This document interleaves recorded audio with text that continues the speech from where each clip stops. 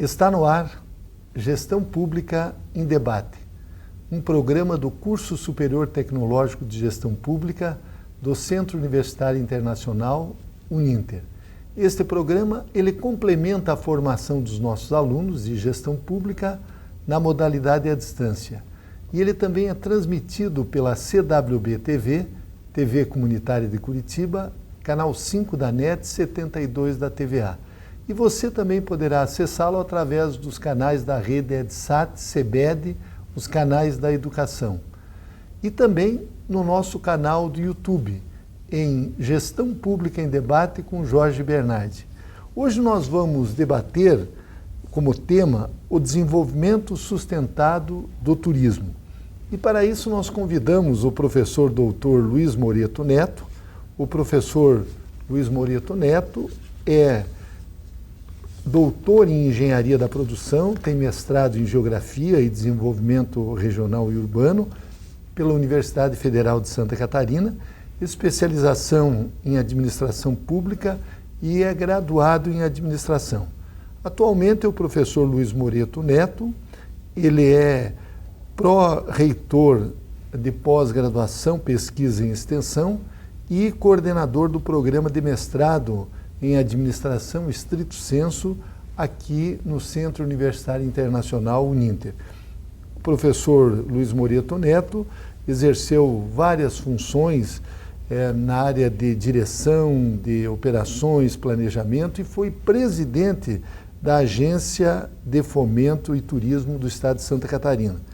Ele também foi professor da Universidade Federal de Santa Catarina e colaborador do programa de pós-graduação, doutorado e mestrado em administração da UFESC.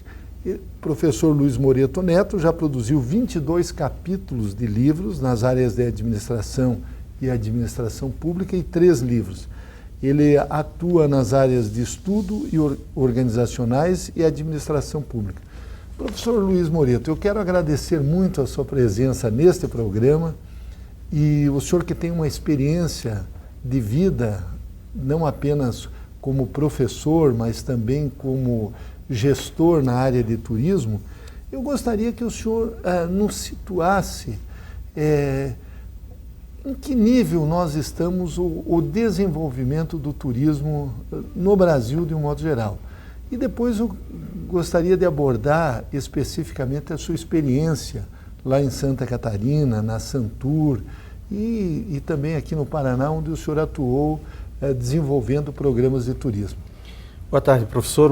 É um prazer poder estar aqui, conversar com o senhor, com os seus alunos, com as pessoas que curtem o seu trabalho.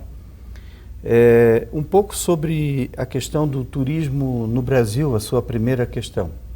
Eu vejo que nós temos ainda muito por fazer, até porque quando a gente trabalha o conceito do desenvolvimento sustentado, se coloca como premissa de que o desenvolvimento de fato é sustentado quando a sociedade ela é partícipe do processo, quando os equipamentos de consumo coletivo que são construídos acabam gerando benefícios diretamente à sociedade civil.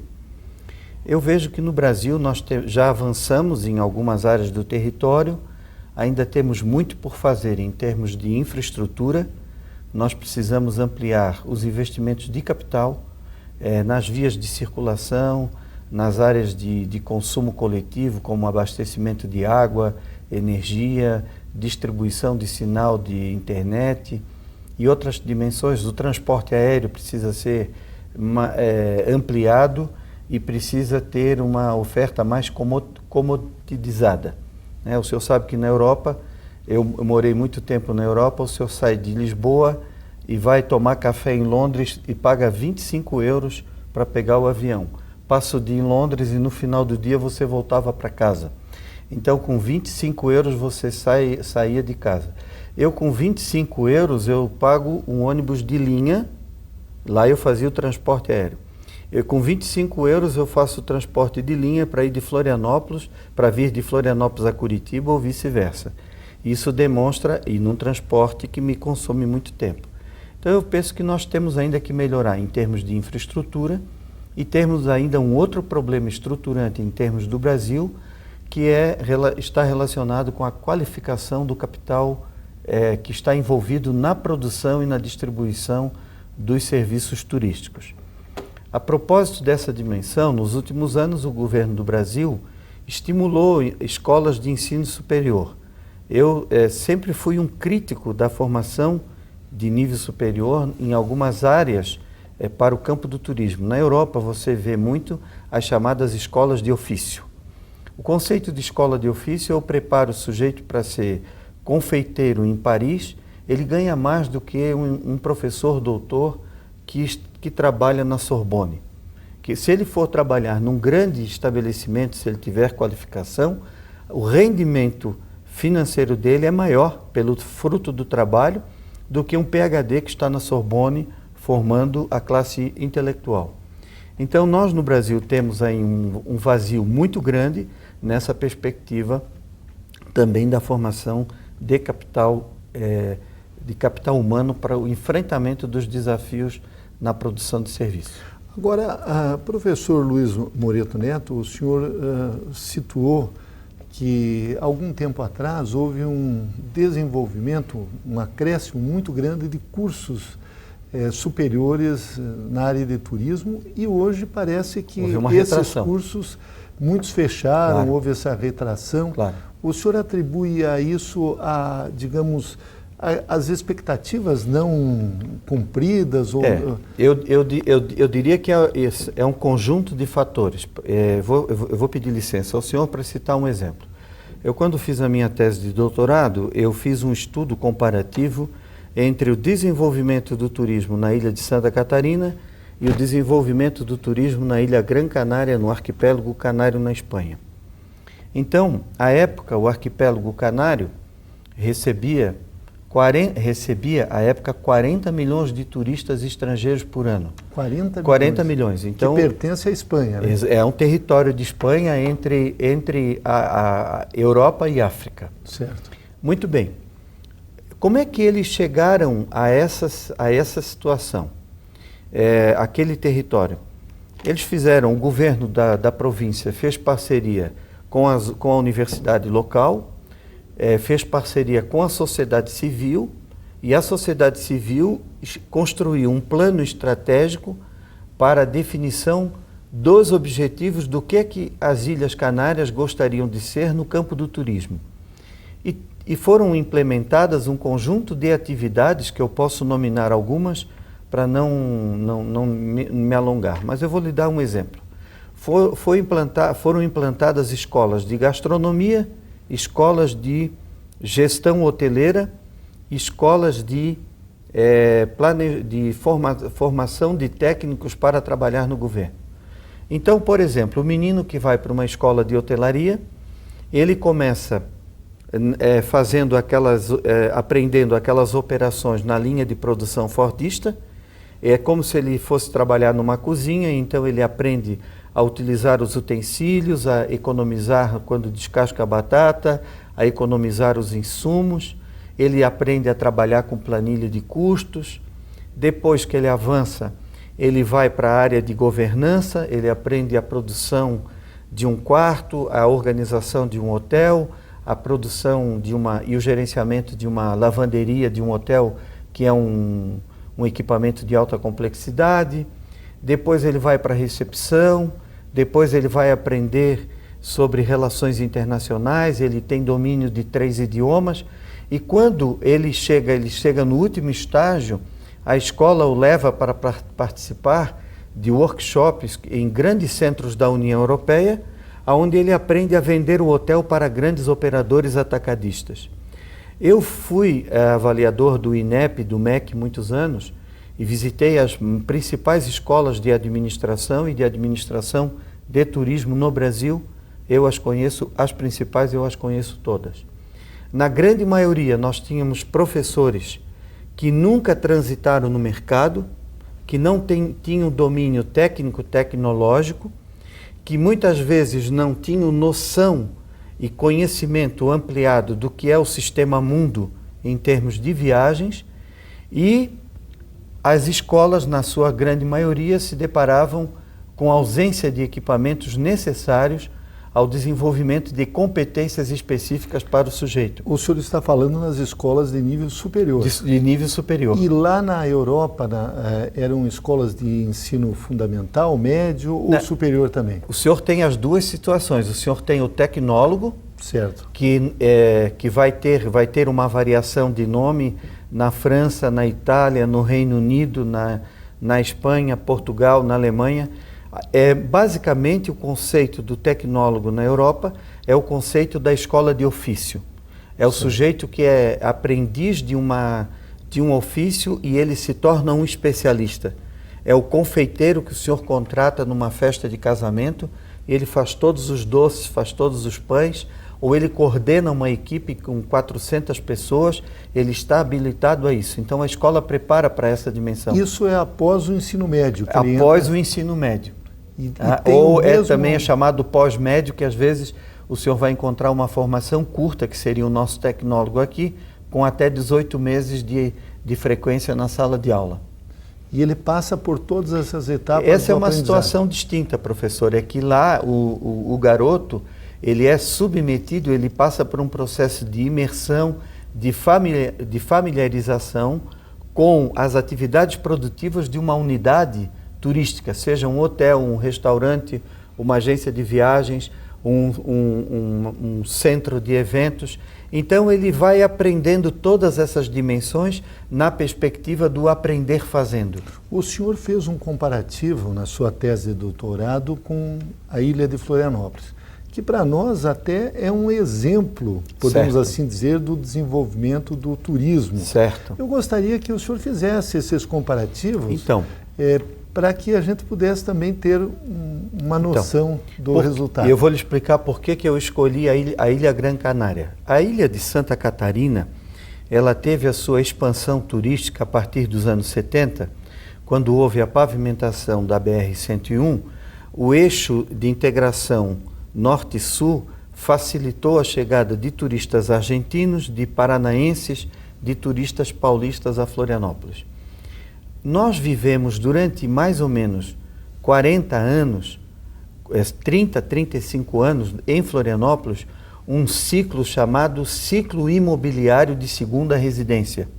São aqueles investidores que compravam um apartamento, uma casa à beira do mar para fazer férias e no período de retração econômica as pessoas alugavam e aumentavam o estoque imobiliário para locação. Nas Ilhas Canárias, num período um pouco com uma diferença de 10 anos para menos, no início, após guerra de 1950 para frente, as Ilhas Canárias passaram a ser o destino turístico dos operários ingleses e alemães, que pegavam um pouquinho das suas reservas financeiras e construíam lá a segunda residência. E aí o que acontece? As Ilhas Canárias têm um fator limitante, que eles não têm uma reserva de água potável suficiente. Então o Estado canário, o Estado hispânico, teve que fazer investimentos e implantar usinas de captação de água do mar e dessalinização, de implantar redes de distribuição de energia, de ampliar os aeroportos. Ou seja, houve aquela lógica do capitalismo perverso. Foram privatizados os resultados e externalizados os custos para a sociedade civil pagar. Então, por que eu comparei uma com a outra? Porque os fenômenos foram assemelhados. Em Florianópolis, eu vou lhe dar um exemplo. Nós enfrentamos lá a falta de água potável no verão. E por quê? Porque o município, o governo do Estado, ele não consegue controlar a expansão imobiliária. Nas Ilhas Canárias funciona o seguinte: o senhor vai construir um complexo de time-sharing com 400 unidades habitacionais e para abrigar 800 hóspedes por dia. O senhor tem que provar que o senhor tem água. Se o senhor não tem água, o senhor tem que investir numa usina de captação da água, de tratamento da água, de uso da água, de coleta da água servida, de tratamento da água servida e manter áreas públicas com aquela água servida. Então, em áreas frontais ao deserto do Saara, que está numa linha reta 100 quilômetros, quando você para diante do morro na praia, você sente o calor dos ventos alísios e fica literalmente queimado pela intensidade do calor que vem do Saara. O senhor encontra hoje áreas que são assemelhadas aos jardins de Amsterdã ou aos jardins de Bordeaux. Então, o Estado exerceu lá, através do planejamento, um processo de controle da ação privada. Em Florianópolis, as tentativas que foram empreendidas nesse direcionamento, elas acabaram por esbarrar no interesse dos grupos privados que enfrentavam os agentes públicos e muitas vezes o interesse público ficava em segundo plano. Mas hoje nós podemos dizer ainda que, para níveis de Brasil, Florianópolis é um grande atrativo, principalmente de argentinos, apesar das crises econômicas, e paulistas e mesmo paranaenses. Florianópolis tem uma situação, professor, que assim, eu há muitos anos fiz um estudo no mercado latino-americano sobre o que é que o turista buscava em Florianópolis. O sujeito busca uma paisagem diferenciada, o senhor está no mar, o senhor tem a montanha. É diferente quando o senhor caminha um pouquinho mais ao sul e vai até o Chuí, lá no final, a praia tem a mesma conformação. Há uma declividade geográfica, tem areia e vem o mar, e o senhor olha e não vê nada. Florianópolis tem baías, promontórios, então a paisagem é um fator preponderante. A temperatura média da água, que é um fator determinante quando o turista ele vai fazer verão, ele busca um ambiente, principalmente quem tem família. De avião, se o senhor pegar um compasso e colocar em Florianópolis e abrir o compasso, com 1h30 de avião, o senhor atinge os principais mercados consumidores da América do Sul, do Cone Sul. Ou seja, Buenos Aires, São Paulo, Assunção, Brasília. Curitiba está dentro. Ou seja, o senhor tem todas as facilidades. Então, aliado a tudo isso, nós tivemos nos últimos 20 anos uma renovação do mobiliário hoteleiro.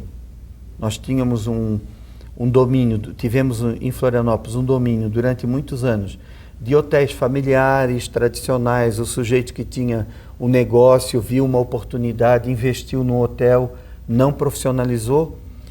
Nós, quando dirigimos o órgão de turismo do Estado, nós fizemos um esforço muito grande para ver se os empresários de Santa Catarina se renovavam. Como nós não podíamos perder tempo, nós fomos para o mercado internacional e convidamos grandes investidores, as grandes cadeias hoteleiras a chegarem para trabalhar em Santa Catarina. Nós negociamos com os maiores operadores atacadistas do Cone Sul da América.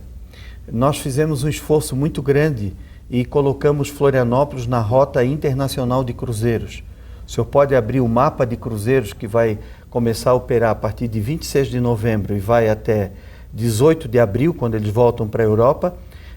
As grandes companhias de navegação, elas passam por Santa Catarina e param em 2 portos.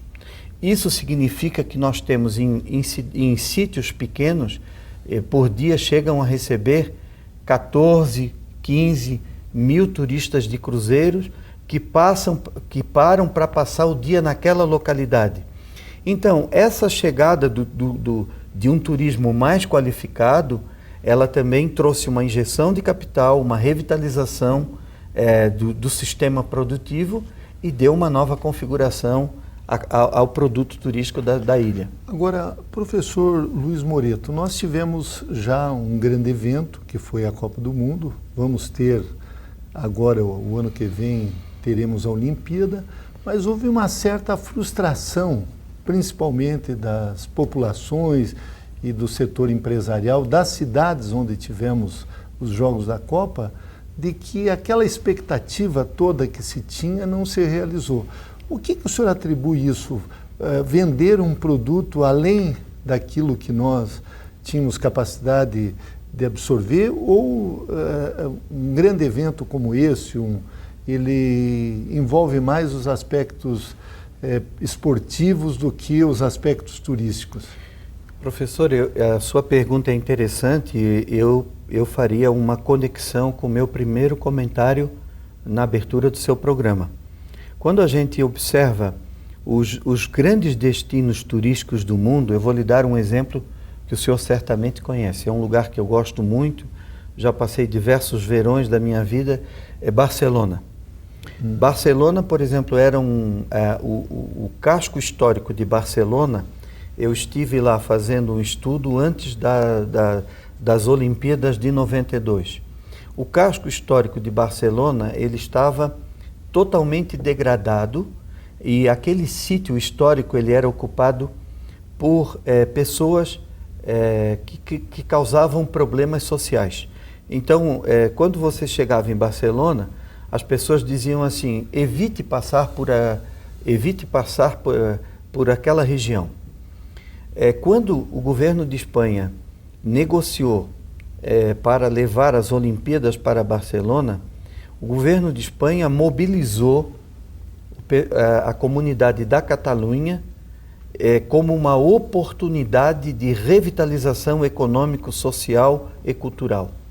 E esse processo, portanto, passou pela mobilização e o envolvimento da sociedade. O evento Copa do Mundo, professor, se o senhor retroceder no tempo, se fala muito no conceito do padrão FIFA.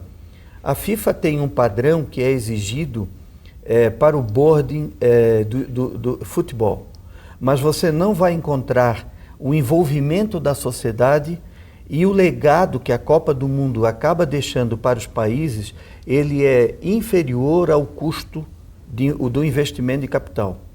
Isso aconteceu no Japão. Se o senhor pensar o que aconteceu no Japão e na Coreia, aconteceu em África. O estrago da passagem da Copa do Mundo pela África foi maior do que o legado. E quando eu ando muito pelo Brasil, o senhor vai a Brasília, como eu, vai às outras cidades do Nordeste, em que foram construídos equipamentos de consumo para o esporte, no meu entendimento, eles foram desfocados dos propósitos. Foram feitas melhorias em espaços em que você não tem população com renda, com cultura de consumo para manter o processo produtivo funcionando. Isso aconteceu também na África e no Japão. Na verdade, o que aconteceu foram enclaves, foram montados grandes palcos, grandes estruturas, e quando acabou a Copa do Mundo, as estruturas foram desmontadas. Então, o legado de uma Copa do Mundo, ele acaba sendo algo mais negativo do que positivo. Já em relação às Olimpíadas, eu tenho uma leitura diferente. O senhor acha que vai dar resultado? Eu tenho uma leitura, eu tenho uma leitura diferente. Janeiro? Para o Rio de Janeiro, eu trabalhei 2 anos no mestrado do Exército Brasileiro no Rio de Janeiro, e a gente percebe que lá, de fato, você tem uma remodelação do mobiliário urbano em áreas que, socialmente, são áreas degradadas e que vão possibilitar a inclusão das pessoas que estão na base da pirâmide social. Ou seja, o Estado carioca, o Estado nacional, as municipalidades, sem sombra de dúvida, deverão fazer um esforço concentrado para envolver esses segmentos da sociedade e depois fazer com que essas pessoas usem o equipamento e façam delas aquele equipamento. É o que você vê em Barcelona.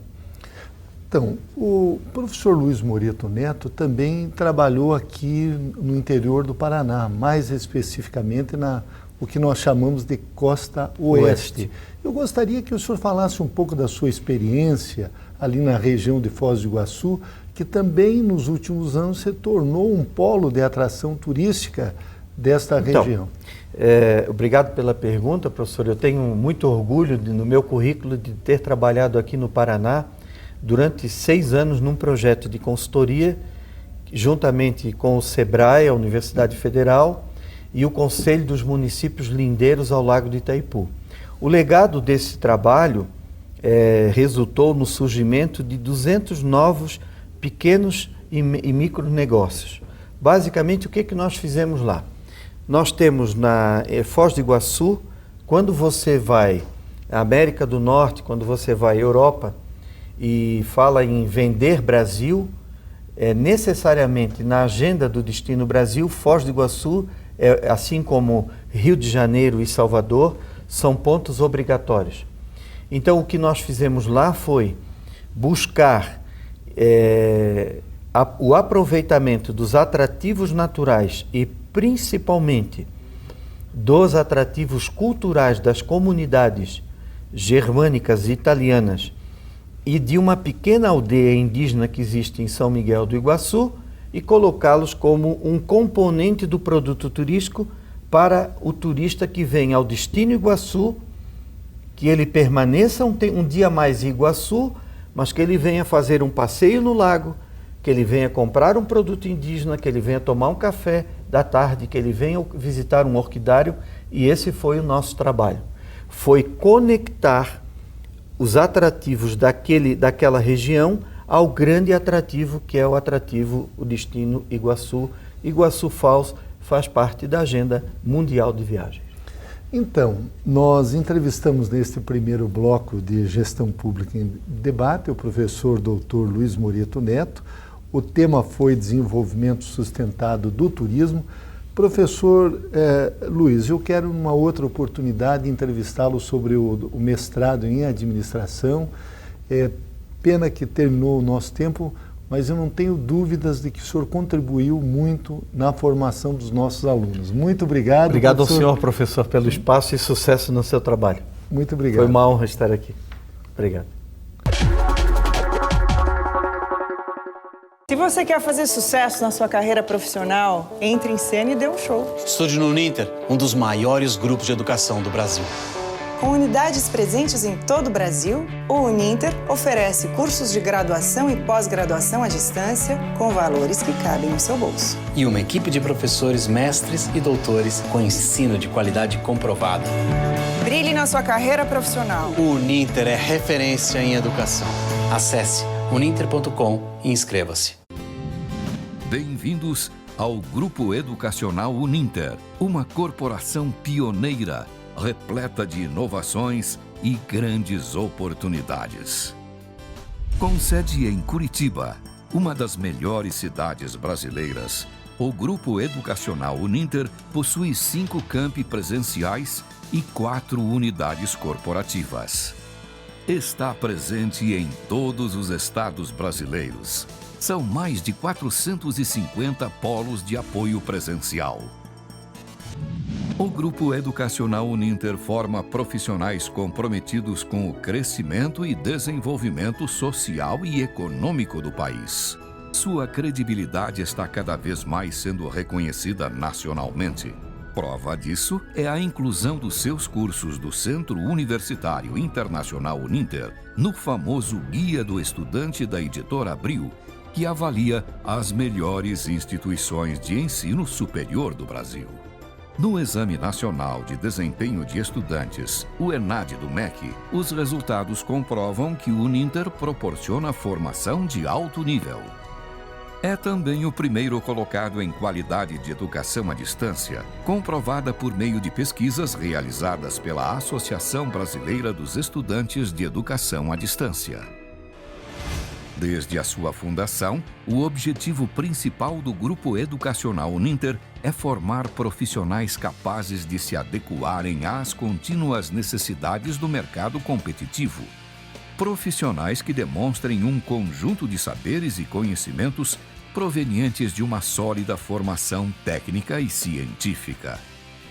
A educação à distância é sinônimo de flexibilidade, o que possibilita as pessoas conciliarem sua formação com o trabalho, além de contemplar a democratização da oportunidade de acesso à educação, o que propicia uma inclusão geográfica mais abrangente, levando a educação para regiões antes desprovidas. Atento a esta realidade, o Centro Universitário Internacional Uninter disponibiliza as aulas em diferentes formatos, para que mais de 150 mil alunos tenham acesso ao conteúdo de onde estiverem. O Grupo Educacional Uninter conta atualmente com uma invejável infraestrutura, com o que tem de melhor em captação e transmissão de aulas via satélite.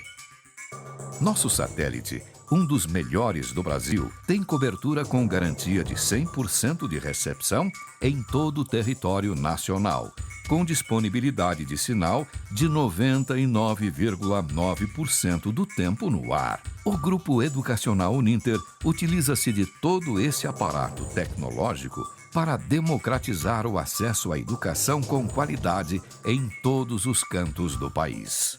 As aulas gravadas são editadas em modernas ilhas de edição e disponibilizadas no ambiente virtual de aprendizagem, principal ferramenta de interação síncrona e assíncrona entre aluno e tutor por meio de chat, fórum e rádios web. Além disso, ele pode receber os conteúdos das aulas gravadas em um kit multimídia. O envio dos materiais didáticos é realizado pela Central de Distribuição Uninter. O suporte logístico é referência no Brasil. Os materiais didáticos dos alunos são produzidos em Curitiba com o que tem de melhor em tecnologia gráfica e audiovisual. O Centro Universitário conta com um portfólio de mais de 40 cursos de graduação, mais de 90 cursos de pós-graduação nas modalidades presencial, semipresencial e à distância, além de cursos de extensão para alunos e profissionais das mais diversas áreas de atuação. Por tudo isso, o Grupo Educacional Uninter é hoje uma empresa modelo que atua com transparência e a constante busca pela inovação, qualidade e modernidade, promovendo uma capacitação científico-tecnológica eficiente. Assim, gradualmente, o Grupo Educacional Uninter transformou-se em uma marca de qualidade na prestação de serviços educacionais. Grupo Educacional Uninter. Soluções inovadoras em educação. Se você quer brilhar na sua carreira profissional, estude no Uninter, um dos maiores grupos de educação do Brasil. Com unidades localizadas bem no centro de Curitiba, o Uninter oferece cursos de graduação presenciais e semipresenciais com valores que cabem no seu bolso, uma equipe de professores mestres e doutores e um ensino de qualidade comprovado. O Uninter é referência em educação. Acesse uninter.com e inscreva-se. Retornamos com Gestão Pública em Debate, um programa do Curso Superior Tecnológico de Gestão Pública do Centro Universitário Internacional Uninter. Este programa ele complementa a formação dos nossos alunos de gestão pública na modalidade à distância. E ele também é transmitido pela CWB-TV, TV Comunitária de Curitiba, canal 5 da NET, 72 da TVA. E ele pode ser acessado por todas as pessoas que possuem parabólica digital, através dos canais da rede EdSat, CBED, os canais da educação. E você também poderá acompanhá-lo no nosso canal do YouTube, em Gestão Pública em Debate com Jorge Bernardi. Lá você encontrará mais de 400 programas produzidos nos últimos anos. Hoje nós vamos debater o papel do auditor fiscal do trabalho. E para isso nós convidamos o professor Eduardo Reiner, ele que é auditor fiscal do trabalho, ele é bacharel em Direito pela Universidade Federal do Paraná, possui pós-graduação em Direito Constitucional e Direito do Trabalho e ele é coordenador do combate ao trabalho infantil aqui no Paraná. Professor Eduardo, eu gostaria que o senhor nos situasse essa situação do trabalho infantil. Nós sabemos que em algumas regiões do país ela é muito evidente e em que proporção ainda num estado como aqui o Paraná ocorre a exploração do trabalho infantil? Primeiro, uma honra estar aqui no programa, agradeço o convite para estarmos debatendo sobre a auditoria fiscal do trabalho, sobre o mundo do trabalho. E isso, é claro, sempre está relacionado à questão de gestão pública, né? Isso. Então, a pergunta específica sobre trabalho infantil, ainda temos, infelizmente, uma realidade dura no Paraná e no Brasil. Temos um compromisso para erradicar o trabalho infantil até 2020, contudo, ainda estamos longe de atingir essa erradicação. E no Paraná a gente ainda encontra trabalho infantil, seja na agricultura, que é ainda uma questão cultural, também encontramos em atividades que a gente classifica como atividades mais precárias, em que há uma informalidade maior, por exemplo, na separação de lixo, também encontramos em lava-jatos, sempre ainda está presente. No Sul, além da questão dos problemas econômicos que levam uma criança a trabalhar, um adolescente com menos de 16 anos está trabalhando de forma regular, ou entre 16 e 18, em uma atividade que não seja permitida, além da questão econômica e educacional, temos também um problema cultural, que muitas vezes é visto o trabalho como um meio, né, de dignificar aquela criança, aquele adolescente, e não o estudo, a escola.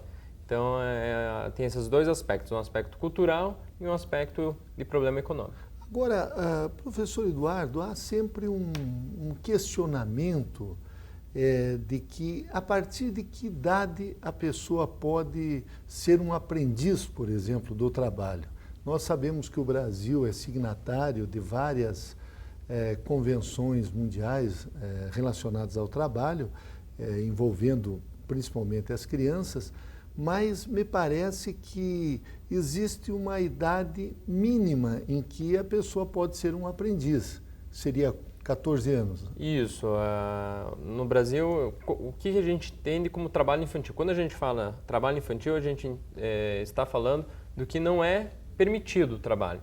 Então, eu vou falar quais são as categorias que são permitidas para a gente possa entender.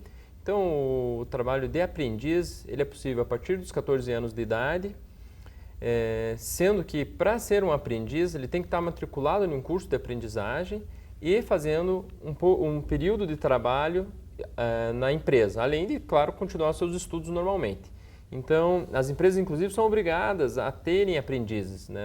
O Ministério do Trabalho, né? Os auditores fiscais do trabalho, inclusive fiscalizam se as empresas estão cumprindo a cota de aprendizes, que é 5% do número de empregados, né? Que toda empresa tem que ter esse número de aprendizes.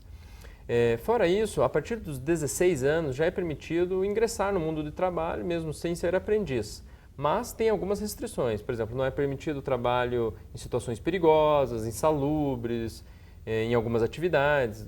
Citando exemplos, né? Não vai poder trabalhar na construção civil, não vai poder trabalhar numa marcenaria. Então, tem algumas atividades em que envolvem maiores riscos e que aquele adolescente, até por uma questão de estar ainda em crescimento, ele é muito mais vulnerável a esses riscos, à sua saúde, do que um adulto. Então, a legislação não permite esses trabalhos. O horário noturno para o aprendiz, para digamos assim, o jovem acima de 16 anos, até que horário ele poderia trabalhar? É até as 22 horas. Então, certo. A lei prevê trabalho noturno após as 22 horas. Adolescentes com menos de 18 anos não podem trabalhar após as 22 horas. Agora, professor Eduardo, por exemplo, a mãe que diz, olha, para o filho dela de 10, 12 anos, você tem que ter ali algumas práticas de trabalho na casa, lavar louça, por exemplo, ou enxugar louça. E essas pequenas ajudas, digamos, familiares, isso é considerado também exploração do trabalho infantil? Não, de forma alguma. Isso até faz parte da questão educacional, da questão de dar responsabilidade à criança, ao adolescente, e faz parte de uma família colaborativa, em que todos ajudam, seja o pai, seja a mãe, seja o filho. Então, isso não é trabalho infantil. O problema do trabalho infantil é a exploração do trabalho infantil. A exploração econômica. Econômica e, às vezes, até que, mesmo não sendo econômica, mas que acaba prejudicando a formação daquela criança ou daquele adolescente, que é o caso, por exemplo, de uma criança de 12, 13 anos ter que ficar responsável por toda a limpeza da casa, porque a mãe e o pai não têm condições, e aí aquela criança fica responsável por aquilo como uma responsabilidade. Mesmo que não tenha uma exploração econômica, ela também está sendo explorada e não tendo direito a uma educação adequada, muitas vezes, ao tempo para ter uma educação, e além disso de brincar, que é fundamental para o desenvolvimento em todos os aspectos de um adulto, que seja do ponto de vista emocional, do ponto de vista intelectual e de todos os outros aspectos de formação de um ser humano, né, inclusive na questão de cidadania. É fundamental que aquela criança tenha tempo de brincar, de fazer experimentações, de ter sua autonomia. Infelizmente, quando ela tem uma série de obrigações, ela não tem tempo de ser criança. E isso acaba prejudicando um futuro adulto, que acaba muitas vezes tendo problemas decorrentes dessa infância que foi roubada, digamos assim. Um outro aspecto que está entre as funções do Ministério do Trabalho e especificamente dos auditores do trabalho diz respeito ao trabalho escravo. Ainda se encontra aqui no Brasil, de modo geral, e especialmente aqui no sul do nosso país, digamos, trabalhos análogos ao de escravo? Sim, infelizmente ainda é uma realidade, né? O Brasil, assim como no combate ao trabalho infantil e no combate ao trabalho escravo, o Brasil é uma referência mundial de como conseguir fazer esse enfrentamento, né? Há 20 anos atrás nós tínhamos um quadro muito pior do que temos hoje, mas ainda tem muito a se avançar, né? Quanto ao trabalho escravo, nós temos um grupo, que é um grupo de muito sucesso, que se chama o Grupo Móvel de Combate ao Trabalho Escravo. Eu tive a oportunidade de participar já de algumas atividades no Grupo Móvel, e no Sul, infelizmente, ainda existem essas situações. Seja no campo, como quando eu assumi o cargo, estou quase há 10 anos, 9 anos no cargo de auditor fiscal, 5 anos eu passei em Blumenau. E lá teve uma situação muito próxima a Blumenau, que é uma cidade muito rica, e que foi constatado trabalho análogo a escravidão. Mas na agricultura? E nesse caso era no reflorestamento de eucalipto. Agora, em relação a estrangeiros que aqui vêm de outros países, como a Bolívia, agora muitos vêm da África, até do Haiti, tem ainda a exploração desses trabalhadores que ficam em situação análoga da escravidão? Sim, inclusive daí a gente cai em outra seara que eu falei, que tem essa questão rural, muitas vezes no cultivo de algum, ou até na questão também do carvão, uma questão muito problemática ainda, né? O carvão vegetal, mas tem também a questão no trabalho urbano, né? Então, foram já constatados trabalhos, seja na construção civil, aqui em Curitiba já teve um operativo de combate ao trabalho escravo na construção civil, mas também é muito evidente, acho que isso também já foi muito publicizado, que é o trabalho escravo, né, ou análogo ao escravo, ou à exploração, dos bolivianos na indústria têxtil, né? Então, inclusive, grandes marcas aí mundiais já foram responsabilizadas por estarem utilizando esse tipo de mão de obra em plena capital, né, de São Paulo, né? Agora, professor Eduardo Reiner, que tipo de punição tem essas empresas ou essas pessoas que exploram o trabalho análogo ao da escravidão? Que tipo de punição o Ministério do Trabalho ele impõe? Que tipos de multas? Que situação chega a isso? Então, no campo administrativo, que é o que a auditoria fiscal faz, ele vai autuar essas empresas, vai, se for o caso, interditar o local onde estão trabalhando, se não há condições de trabalho. Inclusive, começamos a fazer esse trabalho de interdição lá em Santa Catarina. Fui eu que redigi um dos primeiros e que serviu de exemplo para outros operativos, que a gente sempre trabalhava com a questão dos autos de infração, né, que são multas, mas não trabalhava tanto nessa questão da interdição, que é uma responsabilidade também dos auditores fiscais, né? Nós interditamos, embargamos, quando é o caso de risco grave e iminente à saúde dos trabalhadores, e aí começamos também a interditar fazendas. E outros locais que têm esse problema. Além disso, aquela empresa é obrigada a fazer a rescisão de contrato daqueles empregados, seja se eles estão com registro ou sem registro, mas eles têm que pagar todas as verbas salariais e uma indenização àqueles empregados que estão nessa situação de escravidão. E aí nós encaminhamos junto com o Ministério Público do Trabalho, que o Ministério Público também participa normalmente dos nossos operativos, quando a gente vai fazer um operativo de combate ao trabalho escravo, e aí a empresa é responsabilizada, né, ou ela paga um valor que chama-se de TAC, né, um termo de ajustamento de conduta, ou o Ministério Público ingressa com uma ação civil pública contra aquela empresa. Além disso, a empresa entra numa lista, que é a lista suja, né, de quem explora a mão de obra escrava no Brasil. E essa lista suja, aí há uma restrição de créditos governamentais e tudo mais a essas empresas que foram flagradas. Inclusive está em debate isso, porque há uma tentativa, aí, um lobby muito grande de se acabar com a lista suja no Brasil, porque acaba ferindo muitas vezes o interesse de grandes lobistas e inclusive de parlamentares aí no nosso Congresso Nacional. O senhor falou a respeito do Ministério Público do Trabalho. As pessoas muitas vezes confundem o papel da Justiça do Trabalho, do Ministério Público do Trabalho, podemos assim dizer, do Ministério do Trabalho e os fiscais do Ministério do Trabalho. Eu gostaria que o senhor fizesse uma pontuação esclarecendo qual é o papel de cada um desses órgãos que atuam na defesa do trabalhador e do trabalho justo. Sim, isso é fundamental fazer esse esclarecimento, porque já me chamaram de você é auditor da Justiça do Trabalho, você é auditor do Ministério Público do Trabalho, então fazem uma confusão quanto a esses diferentes órgãos, né? Então o Ministério do Trabalho, aliás, agora nem existe mais o Ministério do Trabalho, houve a fusão com a Previdência, então é o Ministério do Trabalho e Previdência Social.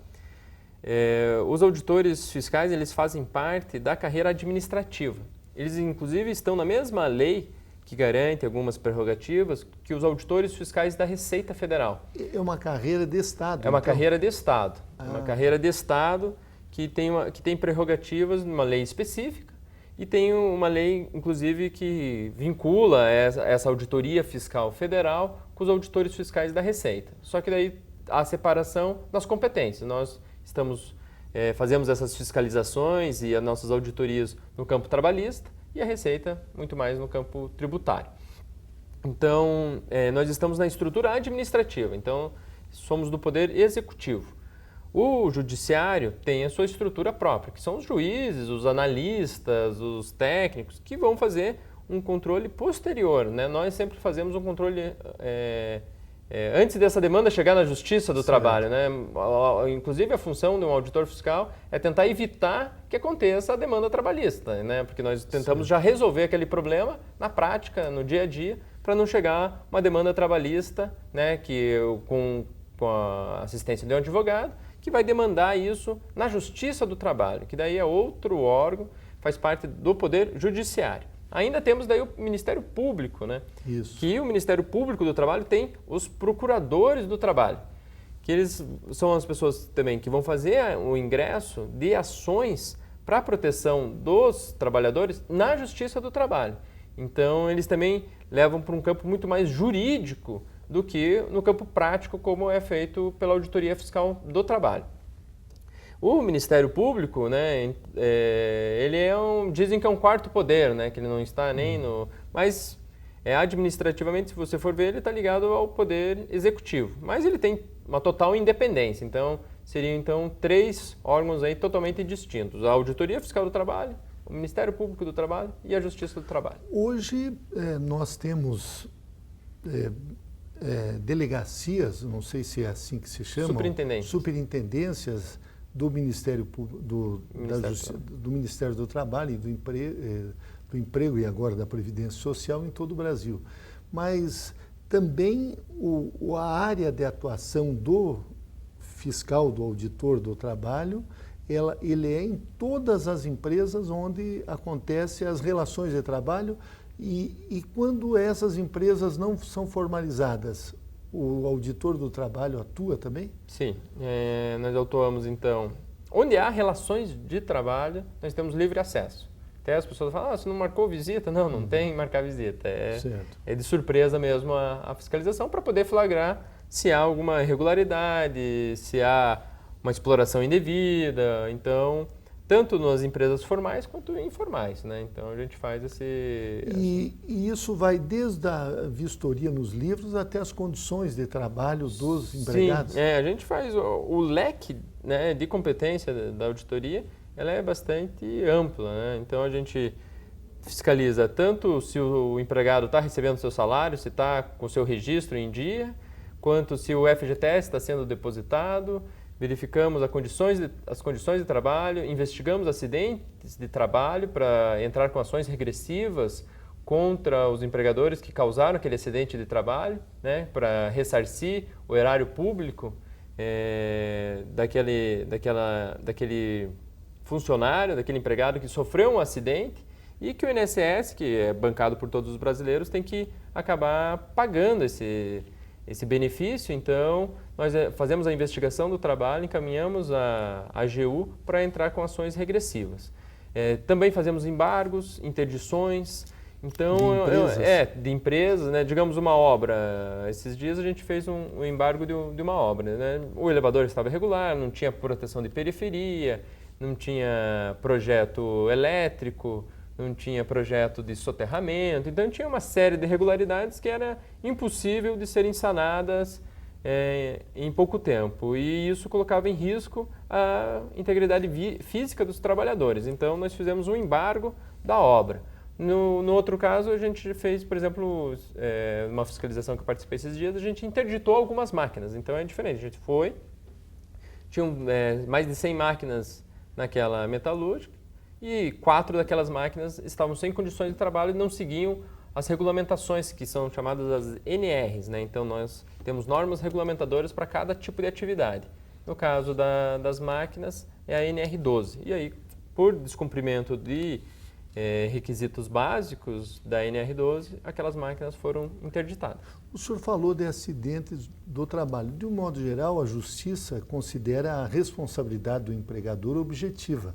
Ou seja, se aconteceu um acidente, mesmo que tenha sido causado, a culpa tenha ocorrido por parte do empregado, o empregador teria que indenizar mais ou menos nessa área? A responsabilidade objetiva? Vai tratar. É que a gente não evita responsabilizar no nosso relatório se foi culpa exclusiva do empregado, se foi culpa exclusiva da empresa, se foi culpa de algum funcionário da empresa, mas a gente tenta verificar o processo produtivo, qual foi a falha que levou àquele acidente. Então, quando você vai fazer a investigação, você vai ver que às vezes aquele empregado ele se distraiu, colocou a mão e amputou o dedo. Só que a máquina não poderia permitir que ele colocasse aquela mão ali de forma que quando colocasse a máquina ali, haveria um sensor, a mão ali, haveria um sensor que pararia, ou haveria um bloqueio para que não fosse possível colocar a mão naquela máquina. Ou a gente vai ver também, e vai ter N fatores, né? Muitas vezes a gente verifica que os acidentes acontecem após a jornada normal de trabalho. Então aquele empregado está lá já 10, 11 horas trabalhando, e aí é normal até que ele perca um pouco da atenção, porque está cansado, fadigado, e aí muitas vezes acontecem os acidentes, né? Isso também, às vezes, acidentes que ocorrem quando estão fazendo hora extra em finais de semana. E sempre é o processo todo produtivo, e o processo tem que evitar os acidentes, né? Porque em algumas investigações que eu já fiz, lá sem proteções adequadas, né, na periferia de uma obra, por exemplo, aí fala, não, o empregado acho que se matou, ele pulou. Mas você vai ver que tem que ter a parábola, né? Quando ele pula é diferente de quando ele cai, né? Então, foi a falta realmente de proteção coletiva. E esse trabalho de vocês é mais no sentido, digamos, de evitar novos acidentes, até do que como acontece com os acidentes aéreos, em que o objetivo é sempre evitar o futuro acidente depois daquela investigação. Então, vocês não entram nesse mérito de quem foi a responsabilidade do acidente. Vocês relatam o que efetivamente aconteceu. Exato, a gente vai, levanta os dados e dá um encaminhamento, né? E aí, a partir dessa investigação, pode-se levar a responsabilidade da empresa ou não, né? Às vezes fatalidades também podem acontecer, né? Mas, em via de regra, há falhas no processo. O senhor escreveu um artigo sobre a sustentabilidade nas relações do trabalho. Eu gostaria que o senhor pontuasse esses pontos, a importância da sustentabilidade nas relações de trabalho, porque, afinal de contas, todos nós dependemos disso para que tenhamos uma sociedade mais igualitária, mais justa. Sim, a sustentabilidade, ela permeia todas as vertentes, digamos assim, do nosso cotidiano, da nossa vida. Muitas vezes se confunde somente com a sustentabilidade ambiental, mas também tem a sustentabilidade social, sustentabilidade econômica, sustentabilidade ética, política e também nas relações de trabalho, né? Então, o artigo que eu escrevi vai nesse sentido, mostrar que o atual modelo de relações de trabalho em pleno século XXI, ele se tornou obsoleto e ele não é mais sustentável com o que está acontecendo, inclusive com uma revolução tecnológica. Então, nós ainda temos um modelo de relações de trabalho do Fordismo, né? Então, nessas relações agora pós-modernas, nós vemos que isso tende-se a mudar. E em vez de mudar para pior, né, que ficaria ainda mais insustentável, que seria cada vez mais flexibilizar os direitos dos trabalhadores, teríamos que debater como melhorar isso para que as pessoas tenham emprego, porque a tendência é cada vez de ter menos vagas de emprego, porque o aspecto tecnológico está dominando. Como que a gente vai fazer isso? Seja com uma redução da jornada de trabalho, seja uma readequação de como funcionam as relações de trabalho. E isso também vai passar por um debate também, porque é um problema mundial, né? A China tem lá relações de trabalho muito precárias e que baixa muito o salário de quem trabalha lá, e isso repercute, por exemplo, no Brasil, que não consegue competir com produto chinês que foi produzido à base de trabalho escravo.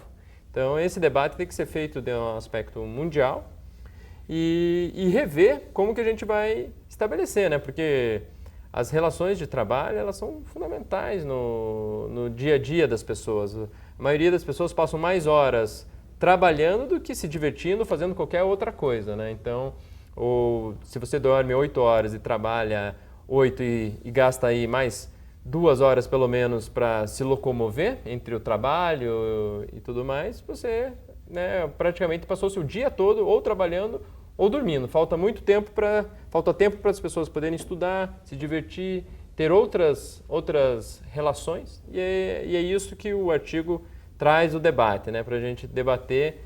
É isso com vários outros pensadores, né, o Bauman, que traz das relações líquidas, o Domenico Di Masi, e aí o Sennett, tem N autores que estão discutindo como que a gente pode ter relações do trabalho mais humanizadas e que estejam condizentes com o atual modelo, como a gente está, né, nesse aspecto tecnológico evoluindo. Eu tinha até outras perguntas, professor Eduardo Reiner, mas infelizmente terminou o nosso tempo. Eu quero agradecer muito a sua presença em Gestão Pública em Debate e não tenho dúvidas de que o senhor contribuiu na formação dos nossos alunos. Muito obrigado. Eu que agradeço e estou sempre à disposição. Obrigado.